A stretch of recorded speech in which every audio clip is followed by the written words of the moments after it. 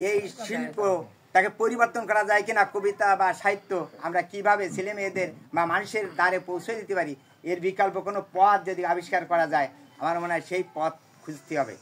যে আমার পরবর্তী জেনারেশন অর্থাৎ পরবর্তী সন্তানেরা যেন কবিতা এবং সাহিত্য সম্পর্কে জানতে পারে, এই শিল্পকে খুঁজে বাইর করতে হবে কিভাবে আমরা মানুষের দ্বারে পৌঁছে দিতে পারবো। আমার তো সারা রাত কবিতা পড়তে ইচ্ছা, সারা রাত সাহিত্য পড়তে ইচ্ছা, কিন্তু আমার সন্তান যারা ছোট আছে ওটা মোবাইল অ্যান্ড্রয়েড ফোন ওরা গোষ্ঠী খুব পছন্দ করে।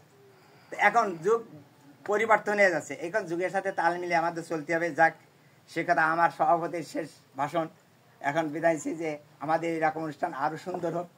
আমরা যারা সাহিত্য নিয়ে চর্চা করি, কবিতা নিয়ে চর্চা করি, আমাদের এই বিকাশ, এই কবিতা এই সাহিত্যে আরও বিকাশ ঘটে, মানুষের মানে এমনভাবে পৌঁছে দেবে যারা তারা সত্যি তারা সেটাকে নিতে পারে যে আমার সত্যি ভালো লাগতেছে। যতই তারা মোবাইল ঘুষুক, যতই তারা যন্ত্রমুখী হোক, তাদের কাছে যেন এই জিনিসটা ভালো লাগে, এই আশা আমি রাখবো সব মানুষের কাছে। আমার যারা কবি বা সাহিত্যিক যারা আছে, আমার বড় ভাইরা যারা আছে, যারা লেখালেখির কাজ করে, সেই লেখালেখিটা যেন তারা মান সম্মান হয়ে তাদের মনে আকৃষ্ট করতে, তাদের মনকে আকৃষ্ট করতে পারে, এই আশাটা আমি রাখি।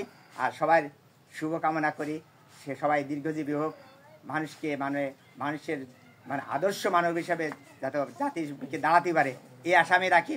তা আপনাদের সবার সুস্বাস্থ্য এবং দীর্ঘায়ু কামনা করি আমি আবার এই সংক্ষিপ্ত বক্তব্য দিয়ে মাধ্য দিয়ে এই অনুষ্ঠান সমাপ্তি ঘোষণা করলাম। সবাইকে খুদা হাফেজ, ভালো থাকবেন, সুস্থ থাকবেন, এই কামনা।